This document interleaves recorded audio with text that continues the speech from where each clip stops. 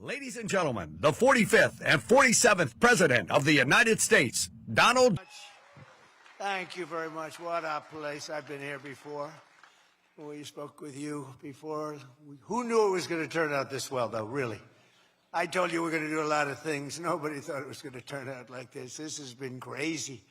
But it's a true honor to be back at the Detroit Economic Club with the businessmen and women who are really the economic engine of America. That's what you are. You've become more of that since I've been in, a lot more. Factories and plants were going to close, and now they're going 24 hours. I just left Bill Ford. He's running his plant, 150 plant, 24 hours a day, round the clock. It wasn't running that way two years ago, I can tell you.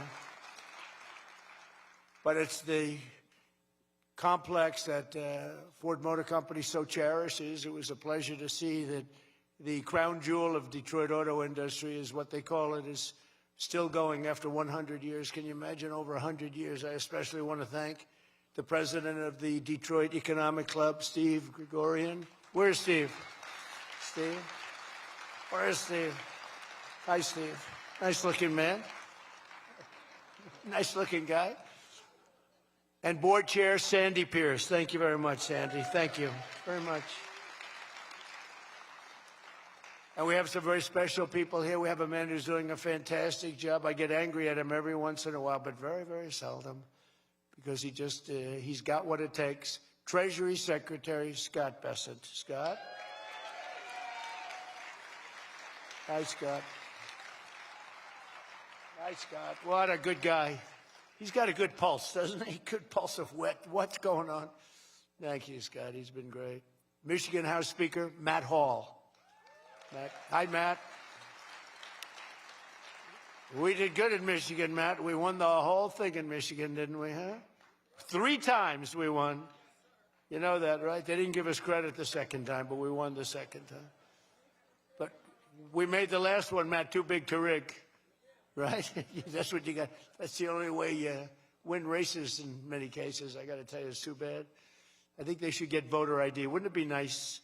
The Democrats are totally against voter ID. Who's against voter ID? How can you even campaign? We are against voter ID. How do you not get voter ID? You know what it means, Matt, right? When you're against voter ID, you want to cheat. That's all. There's only one reason you want to cheat, and they do cheat. They're terrible. Michigan Senate Republican leader Eric Nesbitt. Thank you, Eric. Thank you. Look good, Eric. State Senator Jim Runstad. Jim, thank you. Thank you. Thank you, Jim. Former Congressman Mike Rogers, who's running for the Senate, and he'll be a great senator. And he's going to be a great senator. He was a great congressman, and then he left. He went on to very big things. He did well, no matter where he was. And I think they took that away from you last time. I'll be honest with you, Mike. I really do. I don't like to get things going. I don't like to be controversial at all. But they rigged the election on you. Mine was too big to rig. You won. I'm telling you, you won. But you're going to do great this time. He's a great guy, actually. He's to be an amazing senator. Thank you. Thank you for being here, too, Mike. Special envoy to Iraq, Mark Savaya. Mark. Hi, Mark. Thank you. Great job you've done. This guy, he negotiates better than anybody around. Thank you. You need it. With Iraq, you need it. You need to be a good negotiator, Mark. I also want to thank Michigan's great congressional delegation. They're amazing. That's been back in Washington due to a very important vote that's coming up. They had a choice. Sir, we want to be with you, but if we're not with you, we're going to lose. But we'll still be with you. I said, no, I'd rather have you win. Don't worry about it. So we're going to win the vote. Representatives Lisa McClain, Jack Bergman, John Molinar, Bill Heisinger, Tim Walberg, John James, and Tom Barrett. They're great people, every one of them. And as many of you remember, I came here at the height of the 2024 campaign to lay out my plan to bring jobs and factories and wealth racing back to the United States and coming back to the great state of Michigan. And just a few weeks later, the people of this state and the voters all across the country endorsed that vision in a landslide victory. We won everything. We won all 7 swing states. We won the Electoral College, 312 to 226. We won the popular vote by millions and millions of... Oh, it's so nice to win the popular vote. I won the popular vote all 3 times, too, but we're not going to get into that. But the first time they said I didn't win the popular vote, but I won the Electoral College. So they'd always say, while he didn't win, this is the way I got introduced every time. While he didn't win the popular vote, he won the Electoral College, you know. So this is the way I was introduced for 4 years. And guess what? We said, I'm going back, we're going to win and we won the popular vote by a lot. So they can't say that crap anymore. And the thing that was most impressive, we won 86% of all counties in America, 2,700 to 525. Think of that, 2,700 to 525. And that's why when you look at the maps on Republican, Democrat, with red being Republican, as most of you know by now, I think, every once in a while you see one where they have it reversed. I said, why would you do that? Well, we think it looks better. I said, look, red is Republican. Let's not try and change the voters' minds on things. Just do it that way. And the map was virtually all red. That was about the counties. That was the 2,700 to 550, I think is the exact number. Most importantly, we won a historic mandate to make America great again. And that's what we're doing. We're making America great again like never before. And now, after less than 12 months in office, this is the easiest speech to make. I have great people, and all I'm doing is spewing off what the hell we've done. Even Venezuela wasn't too bad, was it, huh?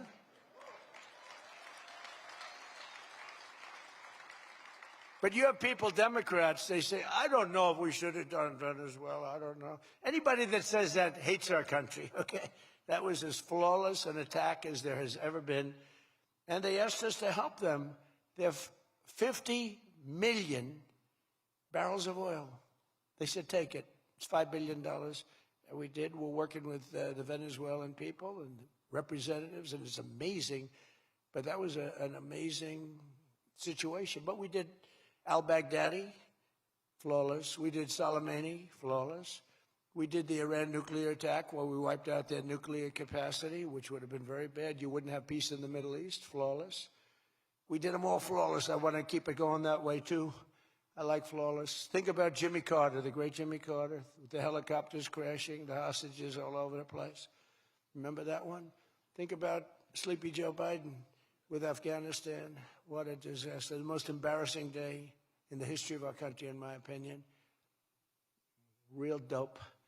Now, after less than 12 months in office, I'm back in Michigan to report to you on the strongest and fastest economic turnaround in our country's history. It's really been historic. There's never been, we're not 12 months, we're through 11 months. We've got $18 trillion being invested in our country. The most of any country ever was 3. We're at 18. There's never been anything like this. You are so lucky I allow you into this room to even be with me. I'm kidding. I'm kidding. The fake news will say Donald Trump thinks he's hot stuff. Right now I'm feeling pretty good, though, I will say. Oh, you're so lucky to be here. Under our administration, growth is exploding, productivity is soaring, investment is booming, incomes are rising, inflation is defeated, America is respected again like never before, and other than that, we're not doing that well. Now, think of all those things I just said. Every single, inflation down, growth at an all-time high, stock market every day, 48 days in a row, 48 days during the course of 11 months, we hit a new high on the stock market, all of them. 1 year ago, we were a dead country. Now we are the hottest country anywhere in the world. That was said to me by many leaders. By almost every metric, we have quickly gone from the worst numbers on record to the best and strongest numbers, the most dynamic numbers, and an economy that is far ahead of even my optimistic. I had a very optimistic schedule, I thought. I didn't think it was, but people said it was very optimistic. Turns out to be very pessimistic by compared to what we've done. But we'll go down as the greatest in history, greatest first year in history nobody's ever had, just based on the numbers, based only on the numbers, not based on me, based only on the numbers, because, you know, you get these guys like The governor of California likes to say how well he's doing. California's doing horrendously, but he says how well. We base it on numbers. There's never been numbers like this. Through 4 long years before I took office, crooked Joe Biden and his allies in Congress inflicted the economic nightmare known as stagflation. How many times have you heard the word? We hit it with Joe. We hit everything. What a disaster. Meaning low growth and high inflation. How does that work? Not good. So you have lousy growth and high inflation. In fact, it's the lowest growth ever and the worst inflation in the history of our country. That is really tantamount to not having a good 4 years, right? In other words, Sleepy Joe and the people that ran the auto pen were a complete and total disaster for our nation. They were a disaster for our nation. Had they won the election less than 1 year ago, we would have been, as I've often said, Venezuela on steroids. Now I'm Venezuela's biggest fan. We're working with them, but they came down from a very high number to a disaster, a disaster. And we would have been Venezuela on steroids, and we're bringing Venezuela back, and we're going to be great for Venezuela, great for our country. We're taking in, as I said, millions and millions of barrels of oil, and now they're coming in initially on a daily basis, 50 million, and values of over $5 billion. That's in one day. Just think of it, the biggest ships in the world can take 1 million barrels. The biggest ships in the world take 1 million. We have 50 million barrels. We need 50 of the biggest ships in the world just to get it out. We're bringing it in to be refined. It's an incredible feeling. It's great. Winning is a good thing. We're going to work with Venezuela. We'll make that country very strong again. We'll get oil prices down even further. We have it down at about a 6-year low, 7-year low, but we're going to get it down further. Joe Biden gave us a colossal stagflation catastrophe, but my administration's rapidly and very decisively ended that. We have quickly achieved the exact opposite of stagflation, almost no inflation and super high growth. So we have the highest growth we've ever had. Think of that. The highest growth we've ever had, and we've only been there 11 months. Think of what we can do for the rest of it. But do we have wood around here? I want to knock on a little wood. They have one little, everything's plastic nowadays. It's very tough. Now we have the greatest growth, and we have, inflation way, way down. But we inherited terrible growth, and we inherited the worst inflation in the history of our country. The fake news would say 49 years. So when I say the history, they give me a lot of time, but I believe it's the history. But let's say 49 years. Would you say 49 years is okay, right? It's pretty bad. What do you think, Mr. Senator, Mr. Future Senator? I'd say 49. What sounds worse, 49 years or history? I think 49 years almost sounds worse. Maybe I'll just use it and I won't argue with these people. As of this morning, core inflation for the past 3 months has been just 1.6%. The numbers we just announced just before I came on stage. And GDP is smashing expectations with the fastest growth for this country in many years. The fourth quarter is projected at 5.4%, and that's despite the Democrat shutdown where we lost at least 1.5 points. The Democrat shutdown, we would have had close to 7. Think of that, close to 7. They were projecting to, the fakers were projecting to. And if we keep deregulating and adding more capacity, like I saw today at Ford, and if we don't raise interest rates every time good news is mentioned. In the old days, I'm probably old. I used to be up at these lecterns and I'd say, I'm younger than pretty much everybody in the room. Now I say I'm older than pretty much everybody in the room. I like it the other way better, actually. But you're too young. But in the old days, when you had good numbers, interest rates would go down. When you had good numbers, the market would go through the roof. That's the way we're going to make it again. That's the old-fashioned way. That's the right way.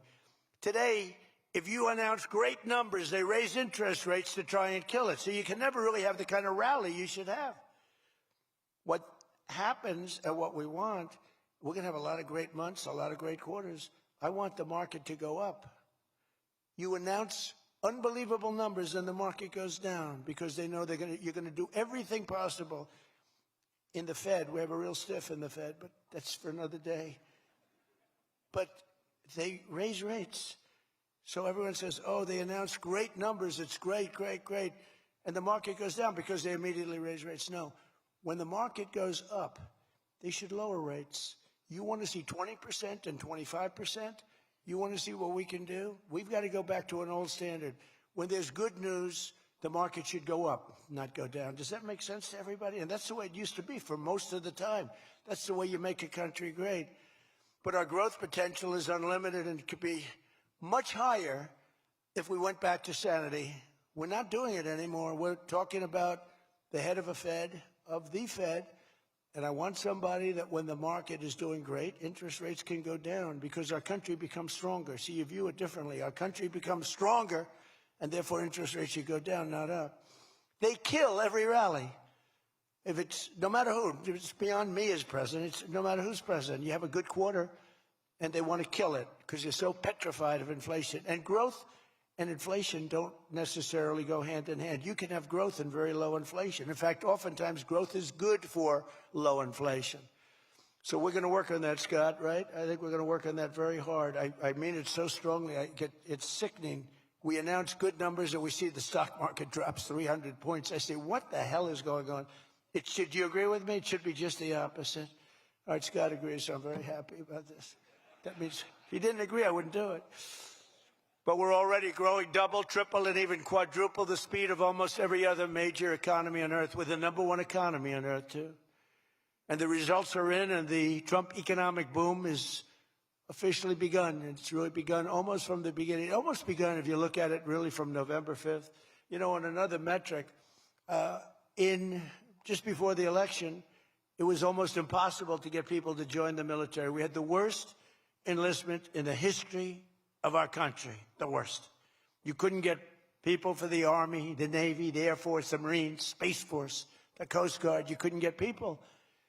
And since right after the election, but especially since after January 20th when we took office, we have now the strongest enlistment we've ever had in the history of our country. We've never enlisted people so quickly, so easily. And we enlist by merit now. You know, we won a Supreme Court case that said you hire by merit. You go to college now by merit. Everything's by merit. Our country became great because of merit. And we have done some job. But think of it, a year and a half ago, we had the worst enlistment in history, and now we have the best enlistment. Things like that don't happen. You might go from the bad enlistment to okay, but you don't go from the worst in history to the best in history. But that's what we've done, every one of them. And that includes police and firefighters. It was very hard to get police. It was very hard to get firefighters, and now everybody wants those jobs. In 4 years of Biden, they secured less than $1 trillion of new investment in the United States. So 4 years, less than $1 trillion. In less than 1 year, I have secured commitments for over $18 trillion from all over the world, the most ever for any country.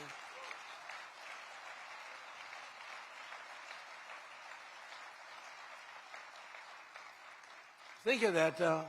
They did, and I'll tell you what, had she won, it would be a disaster because you were having people leave. You would have not had $1 trillion. You would have had $5 trillion, $10 trillion leaving the country, and your welfare would have doubled. When you look at what's going on in Minnesota, is that a disgrace? Is that a disgrace? But we'll talk about that. Under Biden, we had the highest trade deficit ever recorded, losing more than $1 trillion every single year. How about that? It was killing Michigan, and everywhere else in our country was being absolutely destroyed.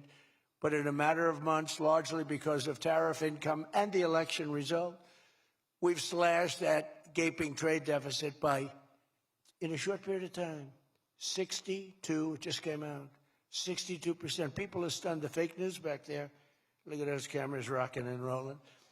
No, the fake news back there is, they're very upset about it, actually, but they're stunned. They can't believe it.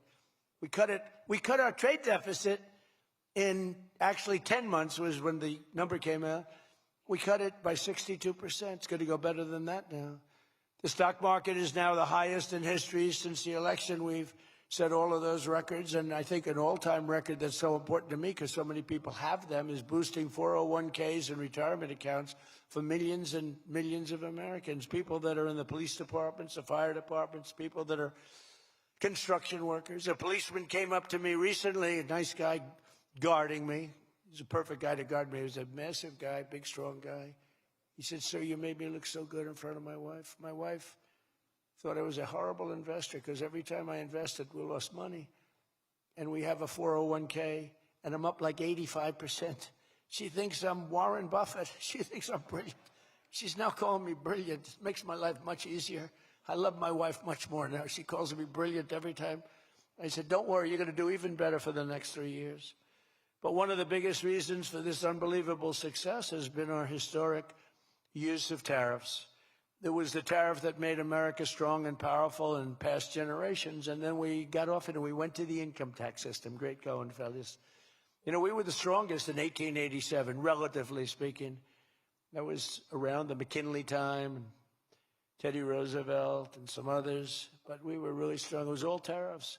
And I know what happened. Some of these countries got together and they say, "Hey, convince the United States that it's no good, the tariff system is unfair to us."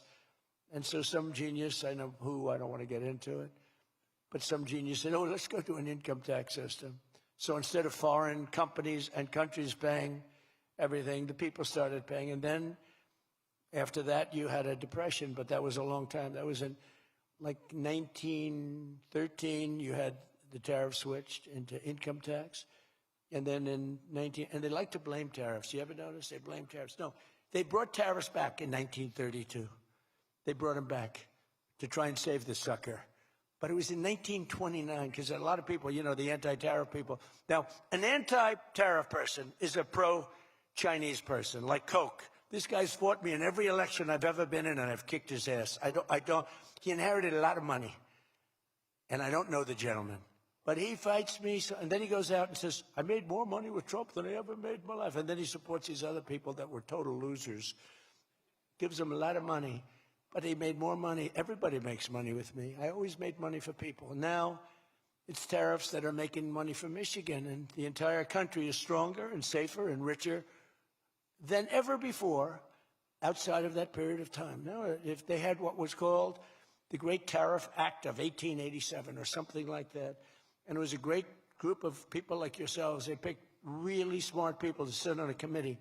They had so much money, they didn't know what to do with it, and they wanted to have the money given away. You know, we built the Panama Canal out of tariffs. We did a lot of things. Panama Canal was the single biggest investment, relatively speaking, that this country's ever made. Would be the equivalent of trillions of dollars today.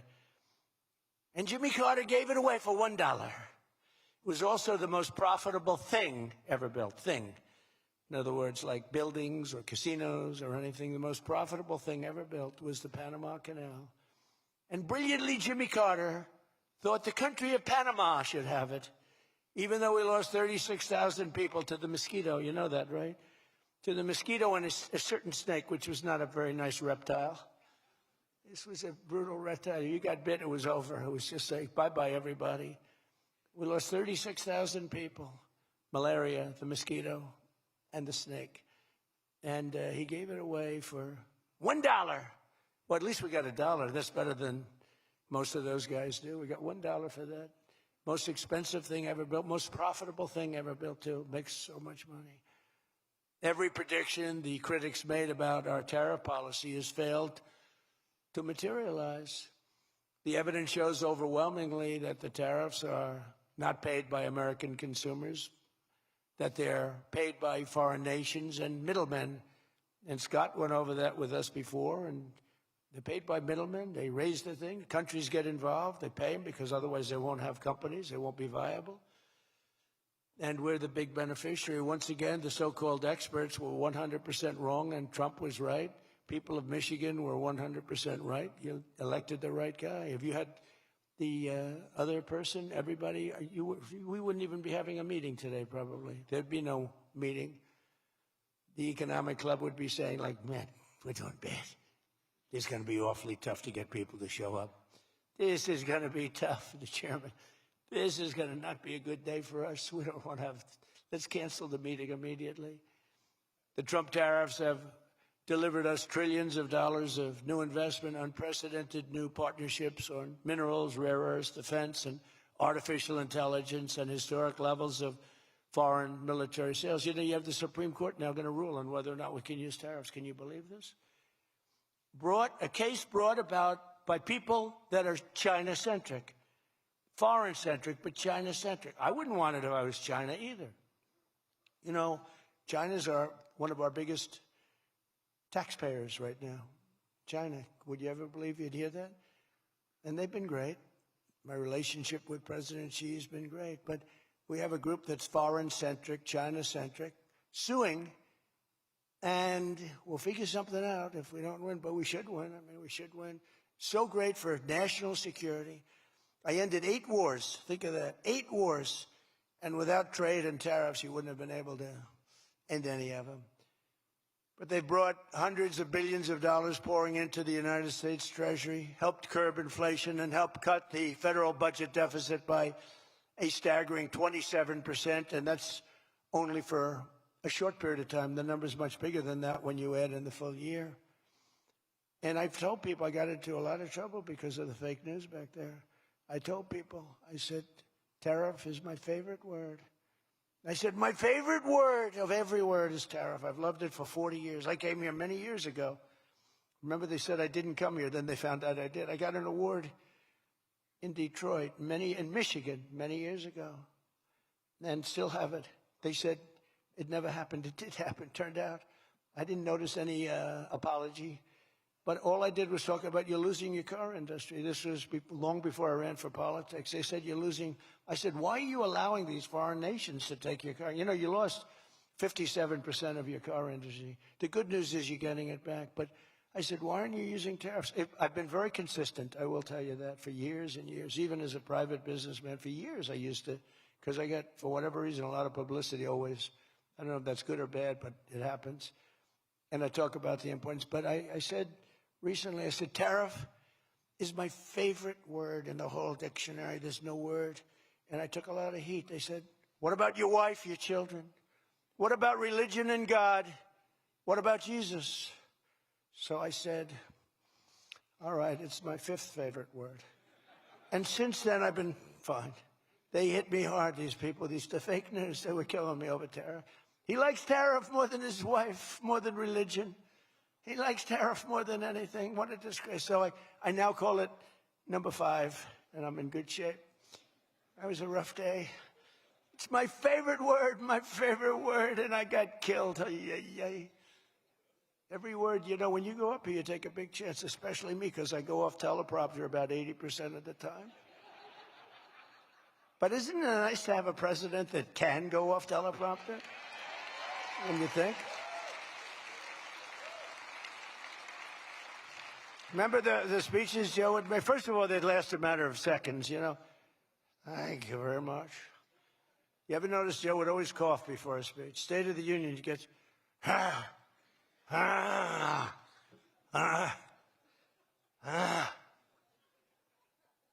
ladies and gentlemen. And then it would be like very short. Although the one time they had him spruced up pretty good, remember, he was high as a kite. He was floating, he was up there way up. That was a bad speech. But, hey, he got through it, you know, he got through it. If you call it getting through, this country was so, can you imagine allowing 25 million people into our country, many of them criminals, many of them murderers? What he did to this country, what they did, because it was the people surrounding that beautiful, resolute desk. But just as I promised you that I've imposed a 25% tariff on all foreign automobiles, I'm standing up for the American auto worker like no president has ever stood up before. You know, those tariffs are keeping the foreign auto workers. Now, if they want to come in and build the plant and hire you and hire your friends and your neighbors, that's great. I love that. Let China come in, let Japan come in. They are. And they'll be building plants, but they're using our labor. U.S. auto factories are now seeing more than $70 billion of new investment. Think of that. They were leaving. They were all going. They were going in the opposite direction. Now they're pouring back. It's the greatest. Nobody's ever seen anything like it. And much of that money is coming right here to the car-making capital of the world, Detroit. You lost, I mean, so many places. Since I took office, Ford has announced it will invest $5 billion across its Michigan and Kentucky plants, creating 4,000 new jobs. GM is moving production of the Chevy Blazer and Equinox from Mexico right back here to America, right? Is my favorite auto worker here by any chance? You know who I'm talking? What happens? Where's Brian? Brian, oh, I see. He made some cash. He's have to fly. Oh, he's been very disloyal to Detroit. We're going to have to. He is such a great guy, right? Man, that guy fought for me when it wasn't the popular thing to do. He fought for me from day one. Well, you tell him I said hello to him, all right? That guy, he got it. 4 years ago, he got it, right at the beginning. He understood it better than anybody, better than the great economists. They had no clue. And Stellantis is investing $13 billion to expand its U.S.-based manufacturing plant by more than 50%. Stellantis doing a good job. Never before has an administration achieved such sweeping and dramatic turnarounds as have taken place just in this very short period of time. I mean, you're talking about 11 months. 11 months and you have a different business. 11 months and you're booming. I just spoke to an AI guy, and that's booming too. You know, we're leading China in AI by a lot. I'm letting them build their own electric plants because people are saying, you know, the amount of electricity they need twice as much as electricity currently in the United States for every other business, home, factory. They need double. So I said, we can't do that. And then I had the idea. When they build these $50 billion plants, I'm going to let them build, and they're already building big electric plants to take care of their plant. And any excess electricity, they'll sell it back to our country. It's an unbelievable, and therefore we're going to build, I think if they really added, you know, you hear how much, and I have great respect for China, but you hear they're building a lot of electricity, but we are too. But we're having it built privately. They're going to own their own electric. They're becoming their own electricity producer. And when they heard this idea, they thought it was great, but they didn't take it seriously because they said it's too good to be true. But then they realized that I was serious. They were getting them 2- and 3-week approvals. They don't have to wait for 20 years before they get rejected. You know, in the old days, they had to wait for 20 years, and then they get rejected at the end of 20 years. Guys would give up their whole career trying to get one approval, and then they get rejected. In every aspect of our agenda, we're putting America first, and nothing will stand in our way. Nothing's going to stand in our way, nothing. So one of our top priorities of this mission is promoting greater affordability. Now, that's a word used by the Democrats. They're the ones that cause the problem. The one thing, they stick together. They don't have some of the people that we have. I don't know, it's a genetic thing. It's something in the blood. We got some real losers, mostly great. But I wouldn't use the name Romney because I'm in his sort of territory. So I would never use that name. But all right, I'll use it. They don't have a Mitt Romney that votes against everything. They don't have a Rand Paul that votes against everything. I got him elected twice. He was a stone-cold loser. I went to Kentucky where I won by a lot. I did a rally for him. Then I did another rally. He won. Then I went the second time. He won. Then he votes against all the time. It's just crazy. I don't get it.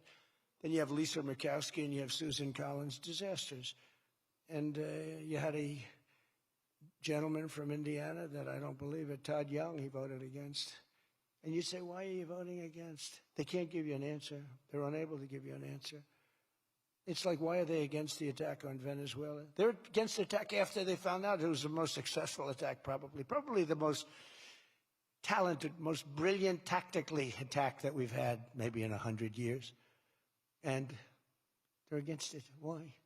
It's one thing if the attack failed. I'd probably do that too. A change. I'd be in favor. Then if it failed, I'd say, I told them not to do it. That's what they do. But here we have one of the most successful attacks ever. And they find a way to be against it. It's pretty amazing. But it's a shame. And we have some others, but not many. We have a great party, but we have people, the Democrats, whether you like them or not, they stick together like glue. They have horrible policy. Thank God they have horrible policy. Because they're smart, they're evil, they're vicious, but they're bad policy. For instance, you could be a genius and try selling men playing in women's sport. You could be a genius, try selling transgender for everybody, open borders, let the world come in. Let the world's prison population come into the United States, including all of the murders, 11,888. That's what we're trying to get out of Chicago and Minnesota and these places. So they stick together, which I admire because I'm a very loyal person, but they have horrible policy. Can you imagine if they had good policy?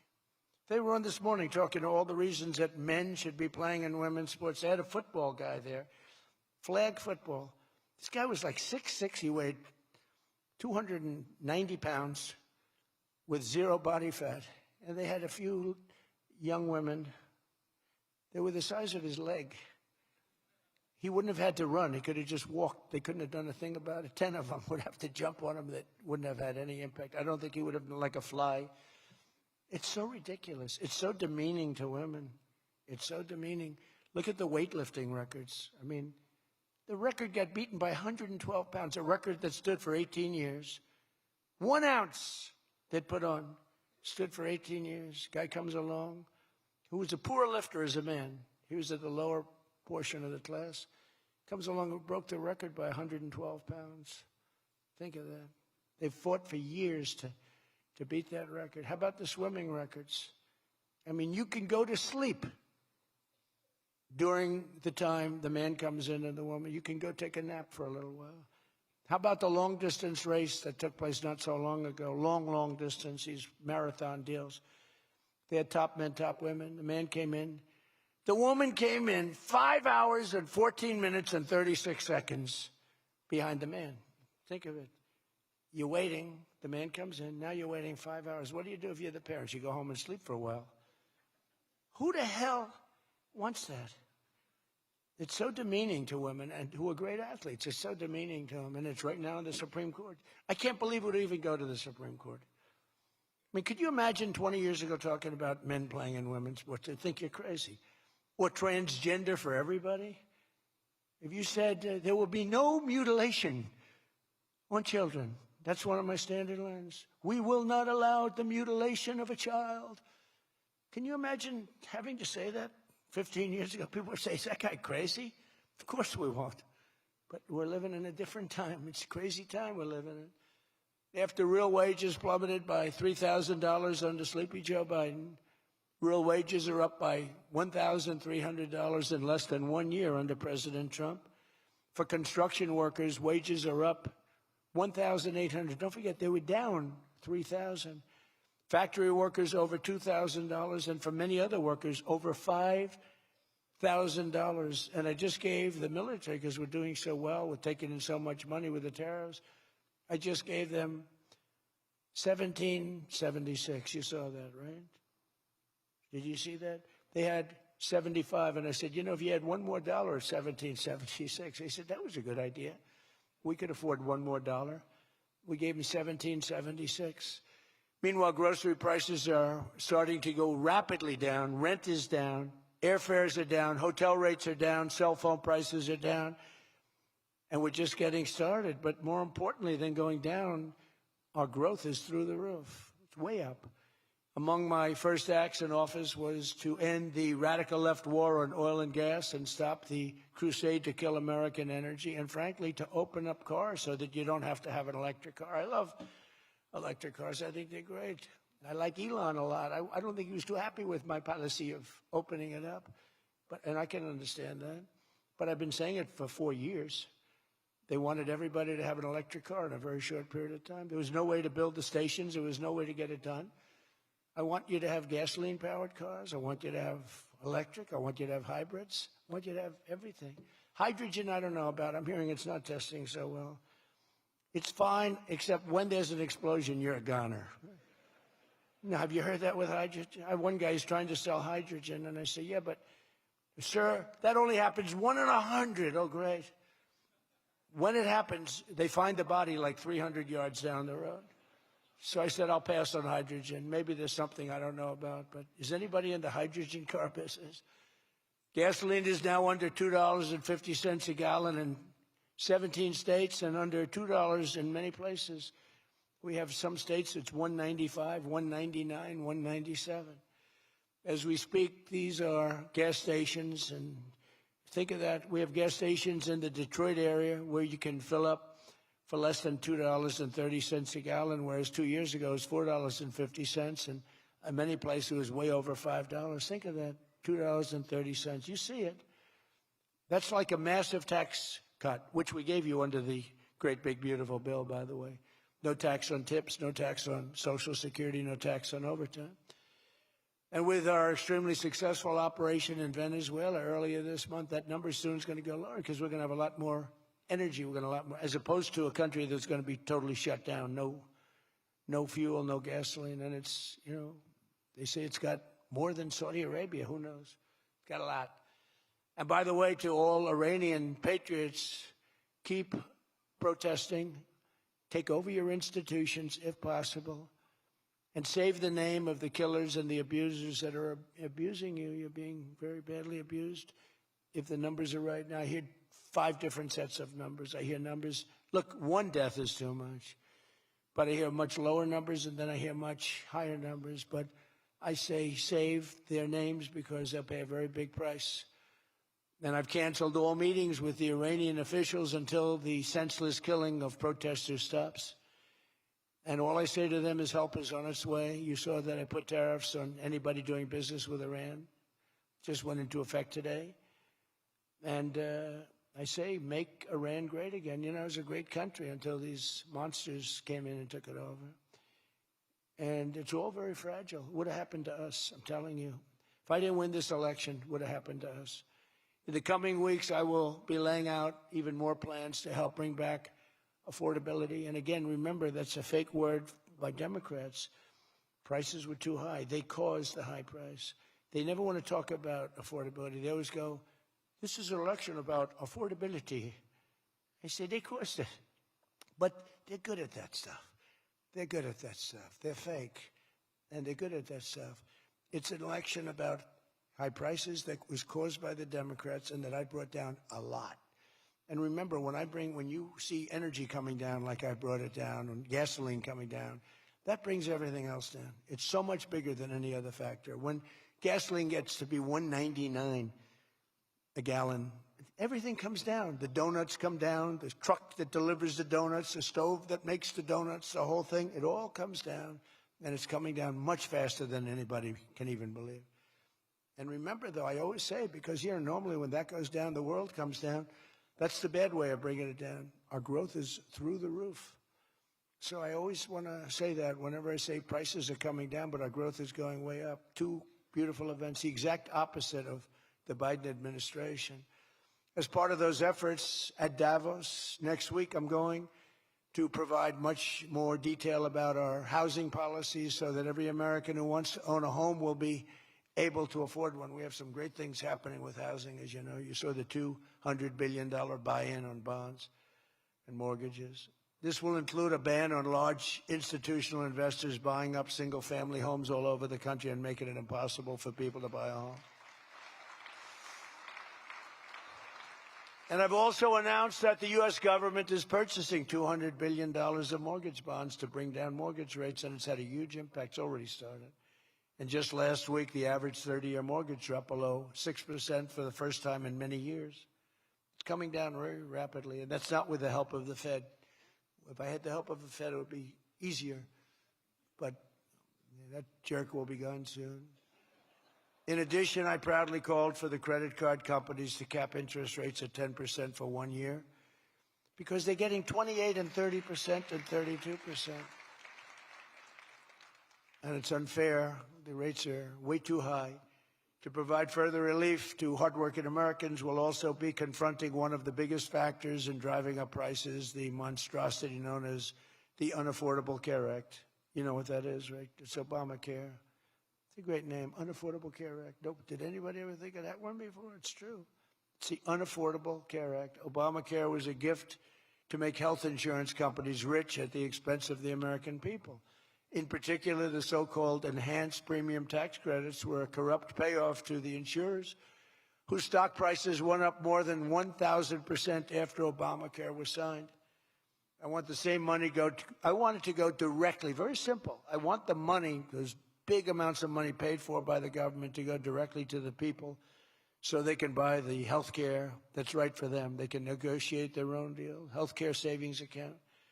but they'll buy their own health care, and everybody loves it. That's why later this week, I'll announce our health care affordability framework that will reduce premiums for millions of lower drug prices, delivering price transparency and demand honesty and accountability from insurance companies all over the country, all over the world, actually. Healthcare costs will come down very fast with my most favored nation executive order. We're doing most favored nation drug prices. When we would have drug prices stay the same, everybody thought it was great. They're going to be coming down thousands of percents. We're standing up to special interests and slashing prescription drug prices by 300, 400, 500, and even 600% and more. I mean, think of that. On that alone, we should win the midterms in a landslide. I'm doing favored nations. The country that pays the lowest price in the world is the price that we're going to pay. And we got that because of tariffs, because I said to the countries they wouldn't approve it. The drug companies were tough, but they were fine. But they said the countries will never do it because you have a pill that sells for $10, you have to sell it for 20 or 30, so you'd have to double or triple the price of their health care there for prescription drugs. Ours would come down from $130 to $20. Theirs would go from 10 to 20, the world being a bigger place. And it was unbelievable, but the countries wouldn't do it. So I called the countries. I said, if you don't do it, then I'm going to put a tariff on you. And the tariff's going to be 20 times more than the cost that you're having to pay for fair health care. And every one of them said, sir, we agree with you 100%. We would be honored to do it. It was really rather amazing. We could never do it. So think of that. You have most favored drug prices. Your drug prices are going to go down like from $100 to $10. Nobody can believe it. And we can't get the fake news to write about it. It's the biggest thing to happen in medicine. It's the biggest thing to happen in healthcare. And I cannot get the New York Times, I cannot get anybody to write about it. When we got it done and we announced it, it was on a page way in the back of the New York Times. Same with others. They don't want to talk about it. You know why? Because it's so good. It's the biggest thing to happen. Over the past 12 months, almost every promise I made to you right here in 2024 has been kept. I've kept all my promises and much more. I mean, I've given you much more than I gave you promises, and I produced much more than I said I was going to produce. I gave you the largest tax cuts in American history, cutting taxes across the board in the great, big, beautiful bill. And as I told you, I mean, who would have gotten you no tax on tips, as I said before. No tax, I say it over and over again, no tax on overtime, no tax on Social Security for our seniors. Any senior should be voting for us because the Democrats won't do this. It doesn't work for them. And we also made interest on car loans fully tax deductible so that when you go out and buy a car, if you have a mortgage or you get a loan on a car, you're allowed to deduct interest for the first time ever. That's never happened before. But only for cars that are stamped with the beautiful words, made in the USA. In other words, we're only letting that take place if the car is made like in Detroit or in the USA. Our tax cuts also provided 100% bonus depreciation on all new equipment and capital investments, meaning that for any manufacturer looking to bring production back to America, you can write it all off, everything. Not in 38 years, not in 44 years, in 1 year. You write the whole thing off in 1 year. That's the biggest thing. I think that's the biggest thing. That's the big job producer. And I've cut an unprecedented number of burdensome regulations. We're number one in the history of our country in cutting regulations. I promised to cut 10 old regulations for every one new regulation. So if we put on a regulation, the only way I'll allow it to happen is if the secretary, like Scott Bessent, cuts 10 old regulations. But instead, last year we actually cut 129 regulations for every one that we put in. Think of that. So nobody's ever cut regulations like I have. I terminated the insane electric vehicle mandate and ended the war on internal combustion engines. Once and for all, those engines were gone. And some people like them. And if they like them, great. And if they like electric, if they like any form of propulsion, any way you want to propel your car is okay, except for a couple of them, as I discussed. I permanently stopped Joe Biden's ridiculous CAFE standards. You know what the CAFE standards are? Their standards that make it impossible for you to build a car affordably. They make it impossible for a car to really work right. The CAFE standards sound so nice. The CAFE standards, it's environmental standards that are impossible to meet. And we're canceling the EPA's absurd tailpipe emission standard, one of the worst ever. And I revoked the California emissions waiver to stop San Francisco communists from regulating automobiles all over our nation, all over our world. Boy, I have done so much for the car industry. It's crazy. Nobody thought it was possible to do this. And that's why your industry, and not everybody's in the car industry. How many people are in the car industry in this room, in one way or another? That's a lot, relatively. It's not bad. Another urgent priority for bringing down the cost of living is to stop the colossal fraud that is bleeding American taxpayers absolutely dry. The fraud being committed by the Somali population in Minnesota. Have you heard of them? They're lovely people. Is monumental. And California, Illinois, New York, and others are just as bad. Our country has been losing over $500 billion to fraud every single year, but those days are over. We have the best group you've ever seen assembled going after fraud. In Minnesota, we're cracking down on the Somali scams, ending the brazen and shameless theft of taxpayer dollars. Well, it's going on in Maine, too, with Somalis. You know, and they don't take our ships anymore. You know why? We hit them with the same missile that we used to hit the drug dealers coming in with the boats. You know, we have drugs coming in by sea down 97%. You've seen that? 97%. And we're trying we're really trying hard to find out who the hell is the other 3%. But we have them down 97%. And we're going to start hitting them by land, too. The hard part is done. By sea, nobody's coming. It hasn't been great for the fishing industry, however. Those that have a fishing boat, they're having a hard time getting customers. But you can't have everything. Nobody wants to go on boats. Nobody wants to go like 25 miles an hour. When you see a boat with 5 engines on the back of it going 65 miles an hour, and it's loaded up with hundreds of bags that you see cellophane with white, typically it's not fishing. How about the couple of submarines we took down? We took out 2 submarines, and the Democrats say they were fishing. No, they were submarines. They build a very fast, it's a drug-carrying submarine. They have a lot of money. And we took them out, and the Democrats claimed that they were fishing. We shouldn't ruin people's beautiful fishing journey.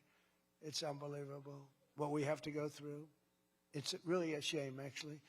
We froze it all, children's payments to those states that we're talking about, and we will now require proof of attendance in order to receive federal funding for child care or any of that. How about all these child care places in Minnesota where there is no children? They go there, they get paid millions and millions of dollars. The biggest operation in all of Minnesota had no children. And we pay millions of dollars. They're scammers. They're scammers. They always will be. And we're getting them out, and we're not going to pay them. We're not going to pay Minnesota. Right, Scott? We're not paying Minnesota any more money for any of that crap. It's a big scam. It's a giant scam run by an incompetent, crooked governor. He's an incompetent, crooked guy. And also, we're freezing any and all welfare payments going to illegal immigrants that will start effective immediately. So when illegals come into California, Gavin Newsom, they come into California, and they send us bills for people coming in. We're not paying it. So we're working on that very strongly. Just don't pay it. As Nancy Reagan would say, just say no. You remember Nancy Reagan? Just say no to drugs. It's a little more difficult than that, I guess, right? But just say no. Additionally, from this moment forward, if you're on public assistance, like almost all Somalis are, did you see where 94% of them are on public assistance? You can't wire money out of the country back to your bank account from where you came. But more importantly, we probably aren't even going to give them the money anymore, the money going to them, because of the tremendous abuse and probably illegality being perpetrated on our country. We're not going to give them the money. We're not giving them the money. It's massive numbers of people are scamming our country. You know, they came from a place with nothing, And they come here and they drive around in Mercedes-Benz. You know, the Mercedes-Benz dealers do well in that area of Minnesota. Can you believe it? They have nothing. They get welfare payments and they have Mercedes-Benzes. It angers me so much, but we're going to straighten out our country. This was done under Biden and Obama, very much under Obama. It all started under Obama. And we just can't. We've got a great country. We're not going to screw it up. But this was one of the great scams ever. They have the same thing, Somali in Maine. Who would think? I never saw that happening. But in Maine, it's really crooked as hell, too. But it's not just Somali. It is them, but it's not just. There are many other places, many other people. The whole country, if we stop this fraud, this massive fraud, we're going to have a balanced budget. That's how much money you're talking. We'll have a balanced budget without all the growth I'm talking about. And then you add the growth, we got one hell of a country. We're giving 90-day notices to places like California, Scott. Right away, we're going to send out that notice.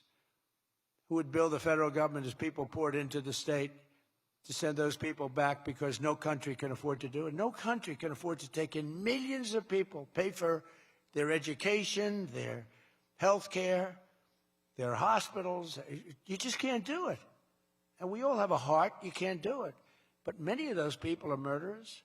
They're people released from jails, prisons, mental institutions, insane asylums. They're people that are drug dealers. They're addicts. Additionally, starting February 1st, we're not making any payments to sanctuary cities or states having sanctuary cities because they do everything possible to protect criminals at the expense of American citizens, and it breeds fraud and crime and all of the other problems that come. So we're not making any payment to anybody that supports sanctuary cities.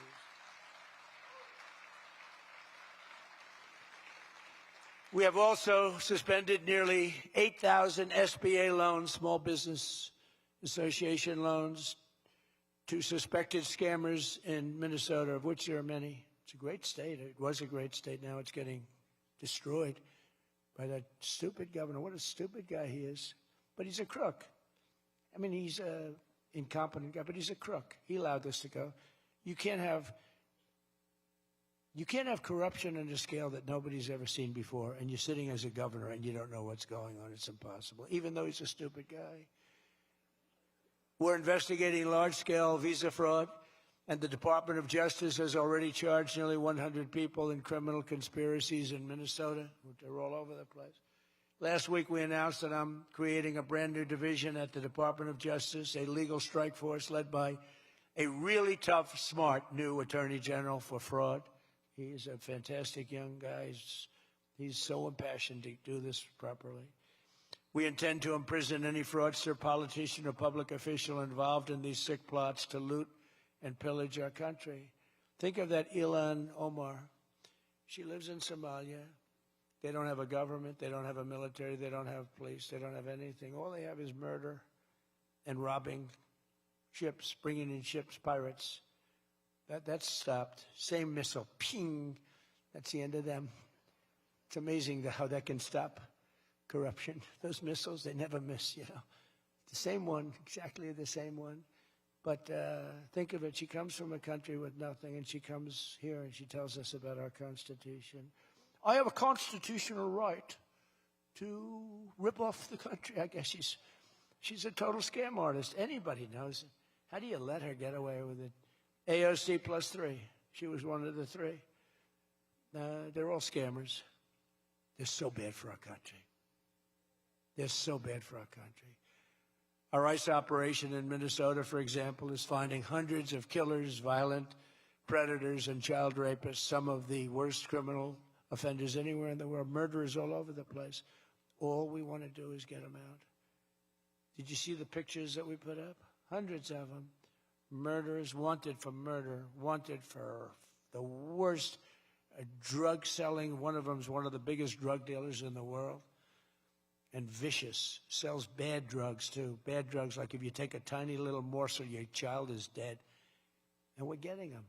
But it's hard to get them because they make it so impossible for you. And you wonder why. Why would they do that? You know, do they want to live with murderers? Do they want to live with these people that are emptied out from prisons?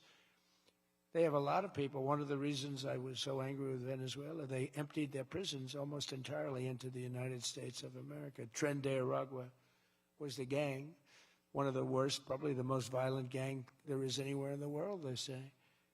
We're getting them out. We've got a lot of them out already, but we're getting them out. We're also going to revoke the citizenship of any naturalized immigrant from Somalia or anywhere else who is convicted of defrauding our citizens. We're going to get them the hell out of here fast. And if you come to America to rob Americans, we're throwing you in jail and we're sending you back to the place from where you came. We're throwing you right in jail.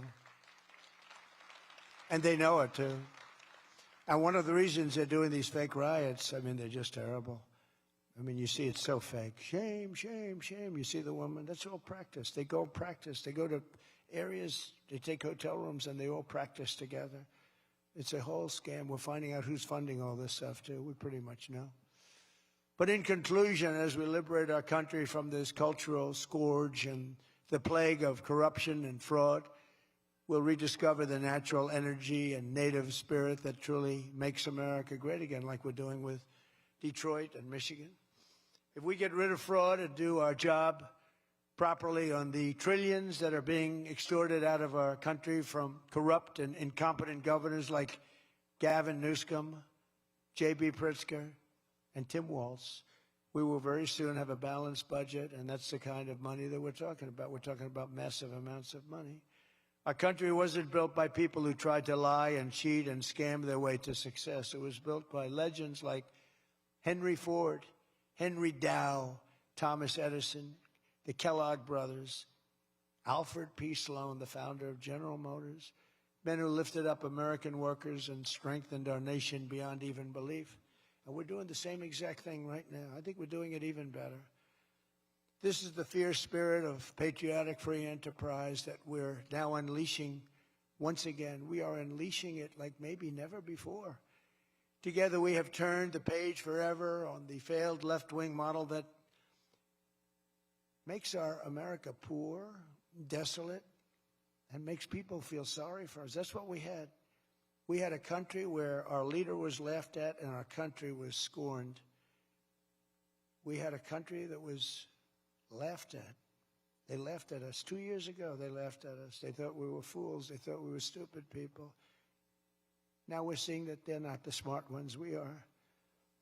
But we have a great America, and we're going to enrich it. And foreign nations, foreign migrants, criminal fraudsters, and corrupt politicians are not going to play a role anymore. They're going to be in jail. Under the Trump administration, we're reclaiming America's dignity, rebuilding America's wealth, and we're putting the productive, hardworking American citizen at the center of every single thing that we do. They were the ones that built America, and they will build it up again, and that's what they're doing at levels nobody thought was possible. So today, after less than 1 year, our border is secure. Remember, they talked about the border, how bad? In 3 weeks, I didn't go to Congress. I said, secure our border. And they did. Remember Biden, he said, I have to get approval from Congress. Had nothing to do with Congress, had to do with respect. Our spirit is restored. Inflation is stopped. Wages are up. Prices are down. Our economy is booming like I think you'll see soon, like never before. Our military is strong and unprecedented. I rebuilt our military in my first term. Our workers are thriving, and our auto industry is returning to the country where we all began and where it all began, and frankly, a country that we love. The United States is winning again, and we're rapidly making America and the great state of Michigan greater and more prosperous than ever before.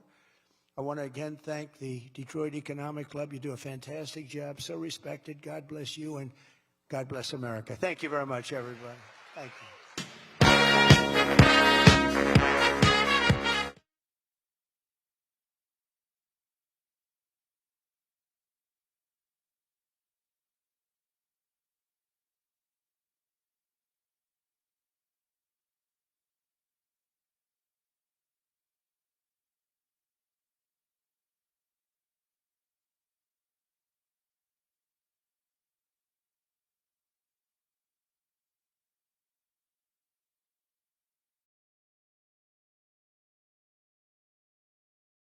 Detroit में petrol pump है जहां आप 230 प्रति gallon से कम में भरवा सकते हैं, जबकि 2 साल पहले ये 450 था। कई जगह ये 5,000 से भी ज़्यादा था। सोचिए 230 आप देख रहे हैं। ये एक बड़ी कर कटौती है जो हमने आपको दी। Tips, social security, over time पर कोई टैक्स नहीं। वेनेजुएला में इस माह के सफल और ऑपरेशन से वह संख्या जल्द घटेगा। हमें बहुत ऊर्जा मिलेगी, बजाय इसके कि कोई देश पूरी तरह बंद हो। नहीं, ईंधन नहीं, पेट्रोल नहीं, और पता है वे कहते हैं सऊदी अरब से ज्यादा है, कौन जाने, बहुत है। और वैसे भी सभी ईरानी देशभक्तों, अपना विरोध जारी रखो, हो सके संस्थाओं पर कब्जा करो, और उन हथियारों और दुर्व्यवहारियों के नाम याद रखो जो तुम्हें सता रहे हैं। तुम्हें बहुत बुरी तरह सताया जा रहा है। अगर आंकड़े सही हैं, और मुझे 5 अलग अलग आंकड़े सुनाई देते हैं, मुझे आंकड़े सुनाई देते हैं। देखो, एक मौत भी बहुत ज़्यादा है, लेकिन मुझे कम और ज़्यादा आंकड़े सुनाई देते हैं। उनके नाम याद रखो, क्योंकि उन्हें भारी कीमत चुकानी होगी। तो मैंने ईरानी अधिकारियों से सभी बैठकें रद्द कर दी हैं जब तक प्रदर्शनकारियों की संवेदनहीन हत्या नहीं रुकती। और मैं उनसे कहता हूँ मदद आ रही है। आपने देखा कि मैंने ईरान से व्यापार करने वालों पर शुल्क लगाया है, आज ही लागू हुआ। और मैं कहता हूँ ईरान को फिर से महान बनाओ। आप जानते हैं यह एक महान देश था जब तक ये राक्षस आकर इस पर कब्जा नहीं कर लिया। और यह सब बहुत नाजुक है। हमारा क्या होता, मैं बता रहा हूँ, अगर मैं ये चुनाव नहीं जीतता तो हमारा क्या होता। आने वाले हफ्तों में मैं किफ़ायत वापस लाने के लिए और योजनाएं बताऊंगा। और फिर याद रखें, ये डेमोक्रेट्स का मनगढ़ंत शब्द है। कीमतें बहुत ज़्यादा थीं, उन्होंने ही बढ़ाई। वे कभी सामर्थ्य की बात नहीं करते, हमेशा कहते हैं ये चुनाव सामर्थ्य का है। मैं कहता हूँ ये उन्हीं की देन है। लेकिन वे उन चीज़ों में अच्छे हैं, वे उन चीज़ों में अच्छे हैं, वे नकली हैं और वे उन चीज़ों में अच्छे हैं। ये ऊंची कीमतों का चुनाव है जो डेमोक्रेट्स की वजह से बढ़ी थी और जिन्हें मैंने काफ़ी कम किया। और याद रखना, जब ऊर्जा नीचे आती है, जैसे मैंने इसे नीचे लाया था, और पेट्रोल भी नीचे आता है, तो बाकी सब कुछ भी नीचे आ जाता है। ये किसी भी अन्य कारक से कहीं ज़्यादा बड़ा है। जब पेट्रोल 199 प्रति गैलन हो जाता है तो सब कुछ सस्ता हो जाता है। डोनट्स सस्ते हो जाते हैं, डोनट्स पहुंचाने वाला ट्रक, डोनट्स बनाने वाला चूल्हा, सब कुछ, ये सब सस्ता हो जाता है। और ये इतनी तेज़ी से नीचे आ रहा है कि कोई विश्वास भी नहीं कर सकता। और याद रखना, मैं हमेशा कहता हूँ जब कुछ गिरता है तो दुनिया गिर जाती है। ये गलत तरीका है। हमारी तरक्की आसमान छू रही है। तो मैं हमेशा कहता हूं कि जब भी मैं कहता हूं कि कीमतें कम हो रही हैं लेकिन हमारी वृद्धि बहुत ऊपर जा रही है, 2 खूबसूरत घटनाएं बाइडेन प्रशासन के ठीक विपरीत। इन प्रयासों के तहत अगले हफ्ते दावोस में मैं अपनी आवास नीति पर और विस्तृत जानकारी दूंगा, ताकि हर अमेरिकी जो घर खरीदना चाहता है उसे खरीद पाए। जैसा कि आप जानते हैं, आवास को लेकर कुछ अच्छी बातें हो रही हैं। आपने बॉन्ड और गिरवी पर $200 अरब का निवेश देखा। इसमें बड़े संस्थागत निवेशकों द्वारा पूरे देश में एकल परिवार के घर खरीदने पर रोक लगेगी, जिससे आम लोगों के लिए घर खरीदना मुश्किल हो जाता है।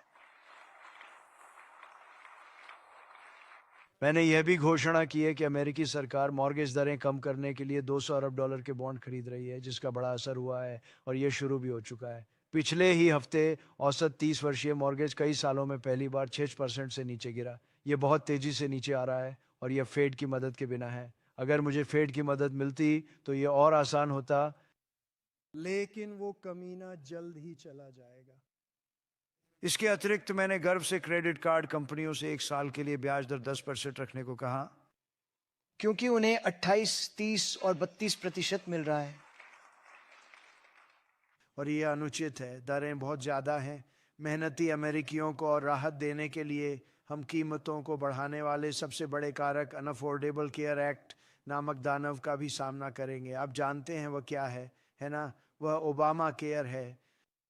ये एक बढ़िया नाम है, अनअफोर्डेबल केयर एक्ट। नहीं, क्या किसी ने पहले सोचा था? ये सच है। देखिए, unaffordable care act, Obama care, अमेरिकी लोगों की कीमत पर स्वास्थ्य बीमा कंपनियों को अमीर बनाने का एक तोहफा था। विशेष रूप से तथाकथित उन्नत प्रीमियम टैक्स क्रेडिट बीमाकर्ताओं को एक भ्रष्ट भुगतान थे, जिनके शेयर की कीमतें ओबामा केयर पर हस्ताक्षर होने के बाद 1000% से अधिक बढ़ गईं। मैं चाहता हूं कि वही पैसा सीधे जाए। बहुत आसान है। मैं चाहता हूं कि सरकार द्वारा दी जाने वाली वो बड़ी रकम सीधे लोगों तक पहुंचे, ताकि वे अपनी पसंद की स्वास्थ्य सेवा खरीद सकें। वे अपना सौदा खुद तय कर सकें, स्वास्थ्य बचत खाता। लेकिन वे अपना स्वास्थ्य खरीदेंगे और सबको पसंद है। इसलिए इस हफ्ते बाद में मैं हमारे स्वास्थ्य सेवा वरीयता ढांचे की घोषणा करूंगा, जो लाखों लोगों के लिए प्रीमियम कम करेगा, दवाओं की कीमतें घटाएगा और पूरे देश बल्कि पूरी दुनिया की बीमा कंपनियों से कीमतों में पारदर्शिता, ईमानदारी और जवाबदेही की मांग करेगा। मेरे मोस्ट फेवर्ड नेशन कार्यकारी आदेश से स्वास्थ्य सेवा की लागत बहुत तेजी से कम हो जाएगी। हम मोस्ट फेवर्ड नेशन दवा मूल्य तय कर रहे हैं। जब दवा की कीमतें वही रहती थी तो सबको ये बहुत अच्छा लगता था, अब वे हजारों प्रतिशत कम होंगी। हम विशेष हितों का सामना कर रहे हैं और दवाओं के दाम 300, 400, 500 और 600% तक घटा रही हैं। मेरा मतलब है, जरा सोचिए, सिर्फ इसी बात पर हमें मध्यावधि चुनाव भारी बहुमत से जीतना चाहिए। हम पसंदीदा राष्ट्रों की नीति अपना रहे हैं। दुनिया में जो देश सबसे कम कीमत चुकाता है वही कीमत हम चुकाएंगे, और हमें ये टैरिफ की वजह से मिला क्योंकि मैंने देशों से कहा था कि वे इसे मंजूर नहीं करेंगे। दवा कंपनियां सख्त थीं लेकिन वे ठीक थीं। लेकिन उन्होंने कहा कि देश ऐसा कभी नहीं करेंगे। उनकी $10 की गोली 20-30 में बेचनी होगी, जिससे उनकी दवाओं का दाम 2 गुना 3 गुना हो जाएगा। हमारी $130 से 20 पर आ जाएगी।